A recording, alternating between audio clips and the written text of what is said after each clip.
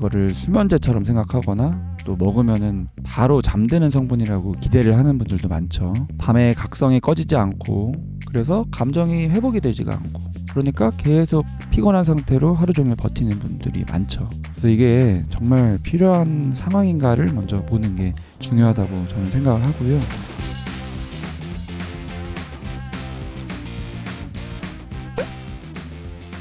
안녕하세요. 정신과 전문의 정우열입니다.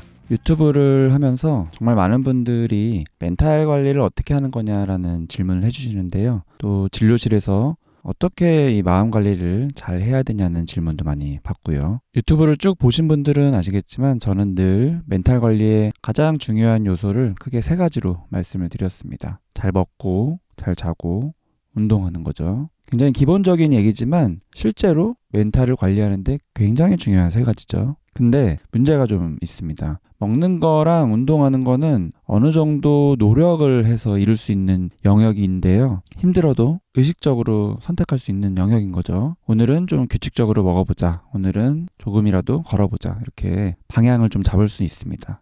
근데 이 3가지 중에서 잠이라는 거는 좀 다릅니다. 잠은 노력한다고 되는 영역이 아니죠. 정말 자고 싶은데 잠이 안 와서 또 잠이 들었는데 중간에 자꾸 깨서 또 자다가 내 계획보다 너무 일찍 일어나져가지고 충분히 못 자는 분들이 있습니다. 오히려 잠은 자려고 애를 쓸수록 더 각성되고 더 또렷해지고 더 불안해지게 되는 그런 아이러니한 면이 있죠. 그래서 이 지점에서 고민을 좀 하게 됐는데요. 이게 의지로 조절 가능한 영역이 아닌데 계속 잠을 강조하고 잠을 잘 자야 된다라고 멘탈 관리를 위한 말을 하는 게 과연 도움이 될까? 특히 감정은 어느 정도 정리가 됐고 생활 습관도 그렇게 나쁘지 않은데 밤만 되면은 이 각성이 꺼지지 않는 분들에게 조금 다른 접근이 필요하다고 느꼈습니다. 그래서 오늘 영상을 찍고 있습니다.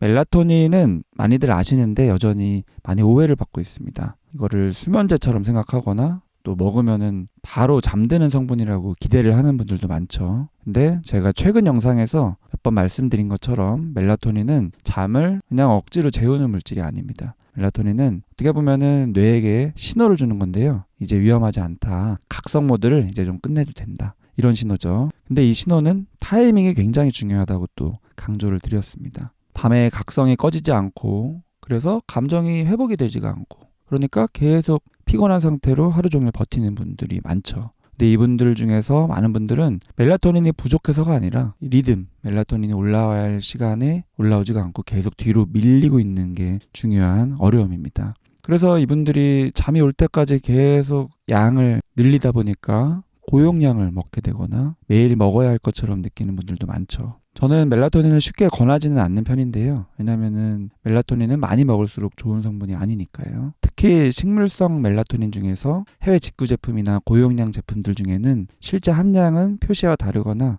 너무 많은 용량이 또 들어가는 경우도 있습니다. 그래서 이게 정말 필요한 상황인가를 먼저 보는 게 중요하다고 저는 생각을 하고요. 근데 어떤 분들에게는 분명히 도움이 되는 지점이 있습니다. 감정은 어느 정도 정리가 됐고 생활 습관도 나쁘지 않은데 밤에 각성 신호만 잘 안 꺼지는 경우죠. 이럴 때 아주 소량의 멜라토닌이 이제는 좀 각성이 내려와도 된다. 이런 마지막 신호 역할을 하는 경우를 많이 봤습니다. 근데 문제는 이 아주 소량이 좀 찾기가 어려운 거죠. 그래서 제가 가장 먼저 잡은 기준은 용량이었습니다. 많이 들어간 제품을 만드는 게 아니라 딱 필요한 만큼만 작동하는 거죠. 그리고 매일 먹지 않아도 되는 거. 수면제를 대체하는 게 아니라 그냥 리듬이 좀 밀린 날 각성 종료 신호를 살짝 도와주는 그런 보조적인 역할. 이 기준으로 제품을 만들려고 노력을 해봤습니다. 2번째 기준은 안전성이었는데요. 최근 해외에서 멜라토닌 제품의 함량 불일치나 표시 오류나 안정성 문제들이 계속 보고가 되고 있는데 그래서 저는 이거를 혼자 결정하지 않고 약사분들과 함께 성분이나 함량, 제조 과정을 하나하나 다시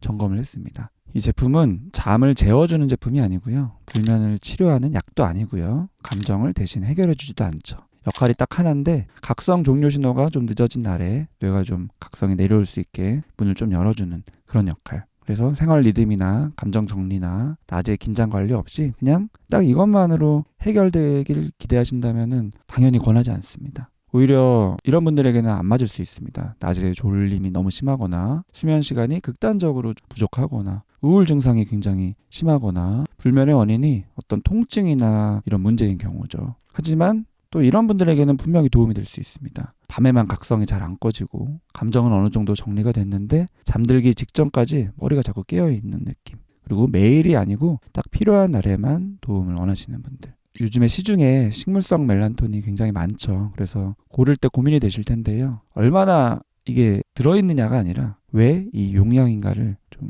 잘 질문을 해보셨으면 좋겠습니다. 그리고 제 제품을 선택하지 않더라도 오늘 영상이 이 선택의 기준을 만드는데 도움이 좀 되셨으면 좋겠습니다.